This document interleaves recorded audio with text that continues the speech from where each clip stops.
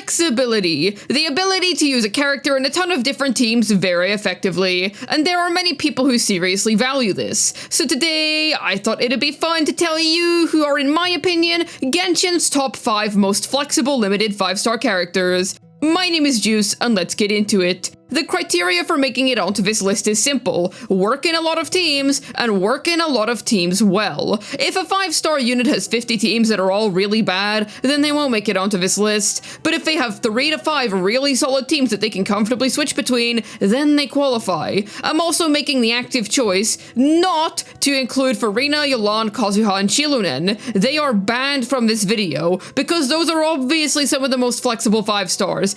It would be really boring to watch a top 5 video with such super obvious answers, so yes, while all 4 of them would technically qualify for the top 3, this video would be so uninteresting if they were all the answers. I'll be shining a light on some others instead. With all that out of the way, let's delve right into things. Starting things off at number 5, I would like to put Xianyun down here to kick off the list. The most obvious positive aspect when it comes to this character is that she's able to enable plunging combos for so many teams, and some characters are able to utilize this to excellent effect, such as Diluc, Zero Hu Tao, Ga Ming, you get the idea. She's also able to buff the likes of Xiao, who's a very strong DPS if you've invested a lot into him. She's also a really good healer in general, which leads her to have a wonderful synergy with the likes of Lady Farina, who's a character that's very flexible in her own right. Meaning that even if a main DPS doesn't really want to take advantage of plunge-based combos or weave any plunges into their rotations, Xianyun is able to act as a super reliable healer for the sake of fanfare generation. Plus, the fact that she is able to hold sets such as 4P Song of Days Past means that she's able to expand her buffing profile beyond just plunges. There is something effective that she is able to add to so many teams, which is why I believe she deserves the number 5 spot on this list. Genuinely excellent in all of the best in slot teams that you put her in, and she has quite a few of those. Absolutely excellent character. Next up on this list will be the one and only Coriander. She's a DPS, but she is a DPS of multiple effective teams, which in this day and age where it feels like every new Electro DPS that comes out is an aggravator is very refreshing. Now, while she is indeed the best in slot DPS for aggro, you can also run her very effectively in the likes of Overload teams, which are very strong. But if that doesn't suit your taste, then you can always play Coriander Hypercarry, which is also one of the few instances in which Yunjin is able to utilize her full potential because of how fast Coriander attacks, allowing her to utilize all of her burst stacks. But if even that's not your style, well then have you heard of the physical Clorand team? You've got a slew of solid options with this character. There is something for everyone when it comes to how you'd like to play her. The important thing is that all of these teams are good. There is a justifiable reason for going for Hyper over Overload and vice versa, and I think that is very valuable in terms of flexibility. There is such a wide pool of teammates for her to choose from, and there is a high chance that no matter the composition of your account, you're able to set up a pretty decent team for her. The consistent power that she has throughout all of her comps makes her a prime flexible DPS in my opinion. She is absolutely more than deserving of a spot on this list. And next up, we move on to the one that is everlasting as the moon. Now, she has multiple good teams. Overload, Vape, Monopyro, Burning Emily, you name it, she could probably play it. This makes her effectively adaptable in many situations depending on what you're looking for, and she is strong in all of these comps. Now, to be fair, you could just attribute that to the fact that Arla does crazy numbers in general, but the fact still stands that all of her team options are good. The synergies all feel very natural as well, and it doesn't feel like she's artificially flexible. If you're free to play, then you're also pretty easily able to form a 4-star Vape team or a 4-star Overload team for her. She truly is a character that you can deem as being good in any situation. For all those reasons, I absolutely think that she deserves a spot on this list. Number 2 is honestly one that you wouldn't expect, especially because I talk about the character so passively in my videos. That would be Zhongli. Think about the criteria again. Work in a lot of teams and work in a lot of teams well. What do you know? He does both of those things. And that's just because he's very flexible by nature. He's a shielder. You can slap that guy onto pretty much any team.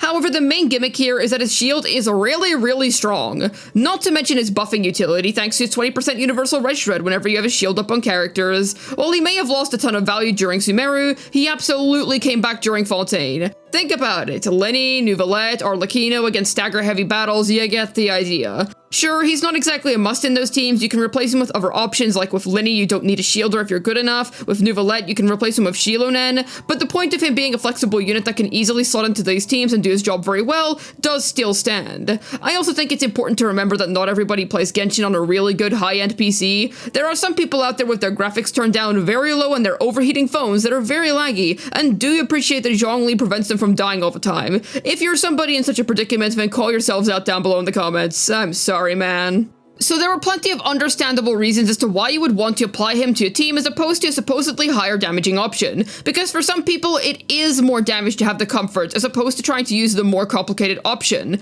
He's also not a total hit to offense considering that he has that universal res shred. So there's your Zhongli jump scare for the day. I know that people are going to value him differently depending on whether they're a casual, whether they have skill issue, whether they're a speedrunner that's never going to use him, like it'll depend very heavily. But the fact of the matter is, he's a very flexible limited 5-star. If we're talking about flexibility, then he absolutely deserves a spot. Naturally, we have to discuss some honorable mentions who weren't able to make it onto the main top 5. I'd like to begin with Raiden. She is a very flexible 5-star who can work in plenty of teams. The main reason she didn't make it onto the list is because I feel like Clorox is able to do what she can, but better. Clorox's overload teams are better, her hyper teams are better, you get the gist. So the champion duelist is the main reason as to why the Electro Archon couldn't make it into the top 5.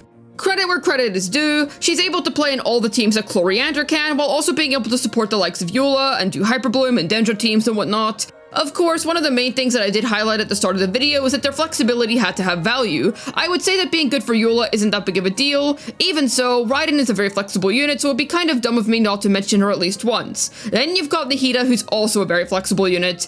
She's able to be used in basically every Sumeri team. That's flexibility for ya. And she's best in slotting quite a few of them, especially Alhaitham and Nilou teams. Those are the most notable ones. In more recent times, you've also been able to use Nahida in Mualani teams because of her EM buffing abilities, which is quite nice. She's able to help sustain burning on the enemies for the sake of burn vape. She's a very flexible unit indeed, and she could absolutely be in the main top 5. However, the main reason as to why I put her in the honorable mentions instead is because I feel like the Fontaine meta has totally crushed the old Dendro meta. Some of you might think it's very questionable to have Zhongli on the list but not Nahida, and that's mainly because he's able to work with the really high value Fontaine units. But either way, you could definitely make a case for Nahida being on the list. Then for number 1, we have Navia. Hear me out. Her flexibility is really good. First off, you've got her main DPS teams in which you're able to choose from a variety of different compositions depending on what you have. All of them are going to be performing pretty well. Secondly, you've got other teams where she can be stuck onto the end to quite great effect, such as the Noelle Navia team. It's a very comfortable team, which I absolutely recommend that you try out.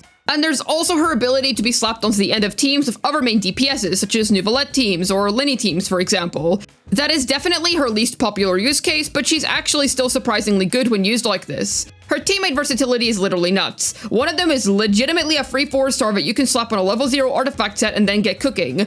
Or you can use the likes of Shilonen, or if you've happened to have invested into your Chiori quite a bit with C1R1, you can use that too. When it comes to her main DPS playstyles, you've got Plunging, you've got Bennett, you've got Double Hydra, you've got Double Pyro, you've got options. And the fact that she's able to comfortably be stuck on the end of so many teams means that she's going to have quite a long shelf life, and of course quite a lot of flexibility, which is what this video is all about. And because Shilonen has massively boosted up Navia's meta position, we're living in a day and age where her damage can be considered S tier. Pair that with the sheer amount of good teams that she's able to play in, and you can pretty easily see why she's the number 1 character on this list. Even if there's no other Geo characters around, shoot dude, her own burst generates quite a good amount of crystal shrapnels for her, so she'll still be doing quite a nifty significant amount of damage. For those reasons, that is why I believe her to be one of the most high value flexible characters in the game. Sure, she might not have 50 teams, she might not have 100 teams, but she definitely has a large group of teams that are all very good. They're all comps that I can realistically see somebody using. I made this video because I tend to usually exclude flexibility when assessing character and team strength in most of my videos.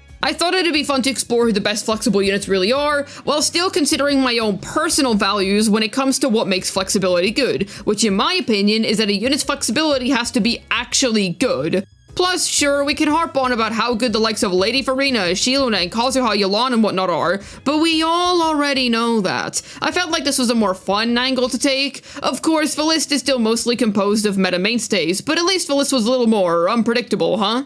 Yet, what do you think? Have I accidentally missed a crazy flexible unit that has tons of good teams? Do you think my rankings are solid and reasonable, or are absolutely bonkers in the worst way possible? Let me know down below in the comments. I'd love to hear your thoughts.